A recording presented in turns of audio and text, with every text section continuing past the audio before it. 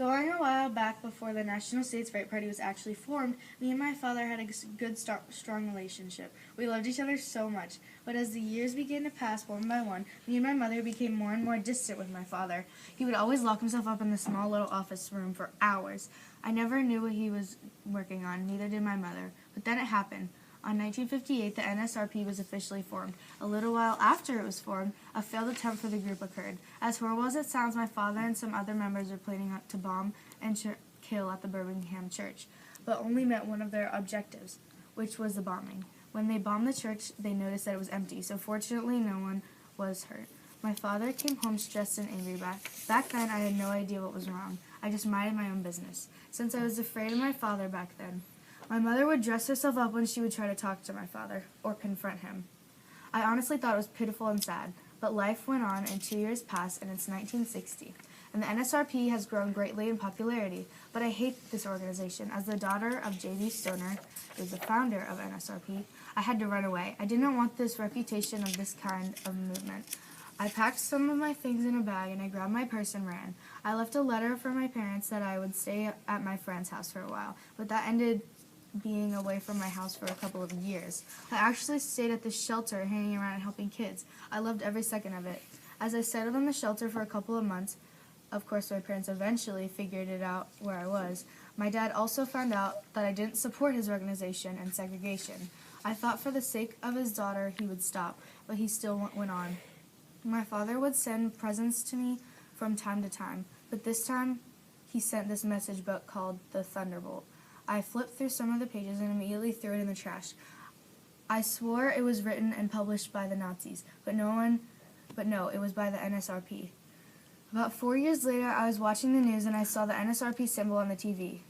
It read, 40 people injured in the St. Augustine, Florida, caused by white supremacist group NSRP. The 40 people were civil rights movement supporters. My hatred towards my father grew so great, I had to remind myself he was my father, which I hated because I wanted nothing to do with this man. Now shooting, even more in the future. It's 1980, the year my father was thrown in prison, convicted of murder. I was now an adult, and now, after about 20 years, I would personally see my father's face. The first thing I said was, "How are you?" And then for the first time in many years, we had a true father and daughter conversation. It was honestly the best feeling ever. After we caught up with each other, I ended with an "I love you," and for the first time I saw my dad burst into tears.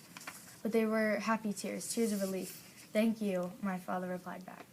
It's 1921, and Sammy and Kyle were the best of friends and have been for 9 months now. There was only one problem. Sammy was a white child in a white family, living in an almost entirely black district, that including Kyle. Nevertheless, their bond was still strong. There was trouble brewing, as these stories go, and this trouble comes from the form of Sam's father, Alex. Sammy was playing with Kyle when she overheard her dad's phone call. Hearing will burn them all and get ready to strike. Terrified, Sam ran to her mother, explained what she had heard from her dad, but the mother scolded the child, saying that the father would never do such a thing. An hour later, the two friends heard the sound of gunfire and crackling flames as a fire started to spread about the house. Choking by the horrid smell of blood and smoke, the children bounded towards the door towards the exit. But fate has been cruel, as a large part of the roof falls atop of Kyle's now broken back. Not wanting to lose her closest friend, Sammy desperately tried to push the wood off of Kyle, obliviously to the entire house beginning to truly crumble. Suddenly, cruel, strong arms grabbed a hold of Sam, dragging her out of the house mere second before it collapsed. Sammy was trying to cope with the sudden loss of her dearest friend. Yearning for her mom and dad, she pleaded with the officer, wanting to know what happened to her parents, Alex and Martha. The man was silent, for he knew what had become of them. He was conflicted. Should he shatter the heart of this poor child, or perhaps let someone answer her plea? The man was honest, however, and told the girl the truth. "Your father has been arrested, but I don't know where your mother is. I'm sorry." Her heart now in a million shards of tears, Sam could do nothing but grieve. Grieve as people took her away to find a new family. Not every story ends in happily ever after, but this is a lesson we must learn. In 1963, in Birmingham, Alabama, Bobby Cherry and the other KKK members were talking about the dates and times they were going to do the bombing of the church. No one else could talk about it to anyone else. The lives of their families would be on the line if they did. Bobby was having slight doubts, but he knew he couldn't let them know that. He went home that night wanting to tell his wife everything, but he knew he couldn't. Bobby woke up the next morning and met his friend Thomas. Their actions had to be very secretive and planned out. Thomas and Bobby, along with the other KKK members, rode up to the church in a car and threw a bomb in it. They drove away as fast as possible and heard the explosion in the background. He could smell the smoke and hear the screams. Later that day, Bobby heard about it on the news and heard 4 little girls died. He couldn't help but look at his daughter, Mary. Bobby and the other KKK members eventually got convicted of murder and went to prison. Bobby's wife divorced him and kept his daughter.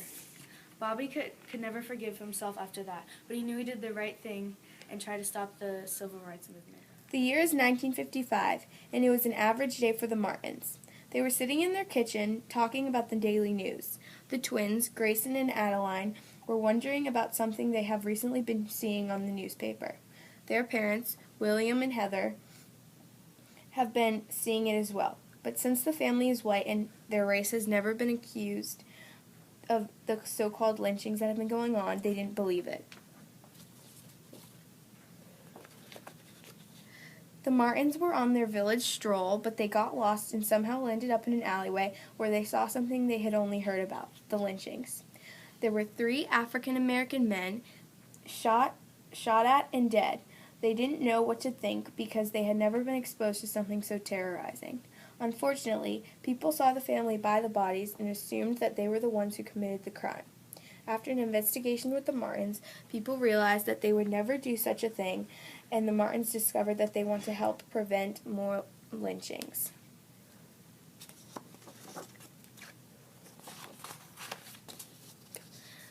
The year is now 1963, and the day is August 28th.